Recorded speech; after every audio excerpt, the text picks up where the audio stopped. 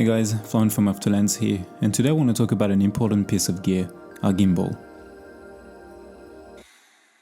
So over the past couple of years we have been using a few different kind of gimbals, and over the past few weeks we have been using the Weebill S, and I think it is safe to say that this is our new favorite one. If you're into filmmaking, you probably tried, owned or at least considered gimbals. We used to use a Ronin S a lot, and whilst we love it, it was a bit on the heavy side and not very travel friendly on some occasions. But we found that the Weebill S was the one that ticked the most boxes when it came to what we were looking for in a gimbal. So in this video I'm going to talk about what we use it for, how to balance the BMPCC 6K on it, what we like about the Weebill S, as well as the things that we don't like so much or that could be improved. As always, don't forget to subscribe to see more videos like this one, and let's jump into it.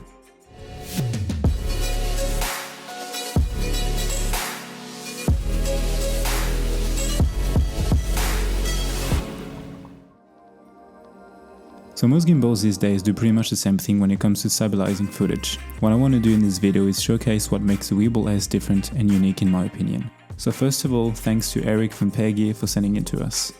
We got the Transmission Pro package with servo forward focus, which includes the gimbal, the transmitter, the phone holder, and a forward focus system. The most important thing in my opinion when looking for a gimbal are the weight, the payload, the ease of use, and how well it can stabilize your footage. So how we use the Weebill S. The way we use a gimbal is mostly for follow shots, stand-up interviews, speakers, or to add a bit of motion and movement, whether it is for documentaries, travel or commercial work. We use it to help the story or to help my back. We don't really do any crazy moves or transitions. A gimbal for us is a way to get stable footage that could be otherwise too distracting.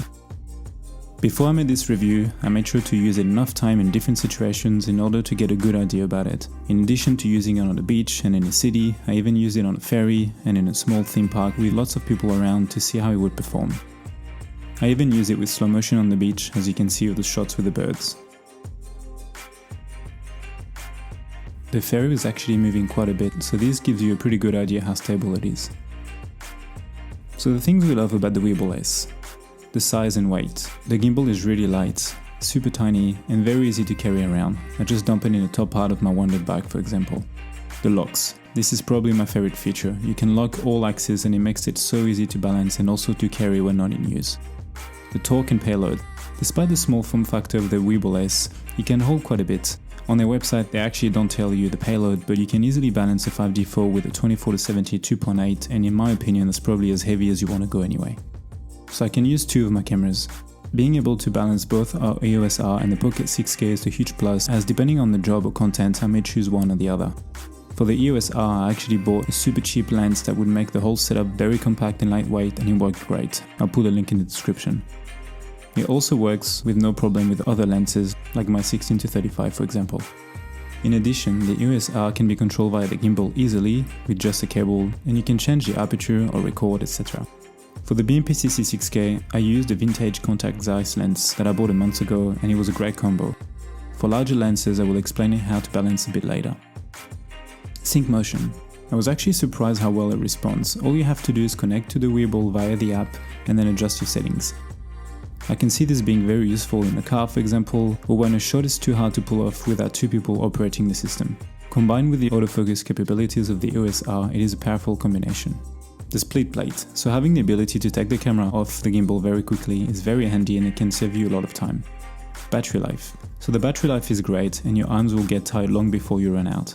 I also like that it takes those small batteries, which allows you to pack the full gimbal in your suitcase for example, and the charger is also tiny. So the bottom/tripod handle can be used at the back of the gimbal, which helps you to shoot lower angle if you want to, or if you just want to rest your arms and change things a bit. In my opinion, it also sometimes allows you to get smoother footage. Of course, as with most gimbals, you get the normal pan, tilt, vortex mode and lock mode. Since we got the Transmission Pro package, here are a few other pros. So the transmitter. Being able to use your phone as a monitor is pretty cool. And to be honest, the lag is quite acceptable too. I love the way the phone holder works and can fold as well. Pulling focus whilst using a gimbal isn't easy, so having the possibility to do it straight on a gimbal is quite handy. They actually give you some gearing to put around your photography lens if you don't own cine lenses. This isn't a feature that I would myself use most of the time because the Eos R has amazing autofocus, but it sure does come in handy for the BMPCC or when I just want to use manual focus. Those two extra features make the gimbal a very powerful tool. So things that could be improved. The build quality around the handle, you can hear the plastic when you squeeze it a bit. The plate attachment, while it's very handy to have, it can be hard to put back and lock. You can press button easily when you grab the gimbal. Thankfully, there is a lock button. The follow focus can be hard to adjust based on the lens, and you may have to twist the small wheel quite a bit to get from infinity to close focus. As you can see, these cons are minimal and easy to work around, and the pros far outweigh them. So now, how to balance the BMPCC 6K. So balancing the EOS R is super easy, and I won't spend any time on this explaining. However, balancing the Pocket 6K is a slightly different story. When the Weebill S was announced, I was super excited to use it with the Pocket 6K, then I read pretty much everywhere that you couldn't. This can actually be fixed with a small and inexpensive accessory, which is a small rig counterweight. I have listed it in the description below for you to check it out. As the name states, it is just a counterweight with a clamp that will attach itself to the right side of the gimbal in order to balance the bokeh. Simple and easy. It works really well with small prime lenses. If you do intend to use bigger lenses such as the Sigma 18-35 1.8 for example, then you would need to get another plate and a counterweight that is also made by Small Rig. This will attach underneath in order to counteract the front heavy setup. Again, super easy to buy and to fix. Be aware that using both would make your rig significantly heavier, and that with large lenses the extra counterweights can hit part of the gimbal, so you just have to be careful and maybe use it with simple photo shots or simple movements.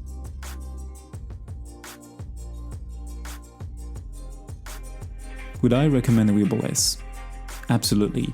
As you know, I like to shoot run and gun and handheld most of the time, but sometimes you just need that extra help and support in order to get smooth footage. As you saw in the video, whether I was using the EOS R or the Pocket 6K, the footage was quite stable, and that's just what you want in a gimbal. I found that the Weebill S was super easy to use and set up, and then most importantly, it didn't get in the way or slow me down. I would recommend it to anyone needing a small yet powerful gimbal. I hope this was helpful to you if you were considering getting the Weebill S. Let me know if you have any questions and don't forget to subscribe. I will be sharing more videos using the Pocket 6K and the Weebill S very soon. Happy start of the year to you guys, and I will see you in the next one. Bye.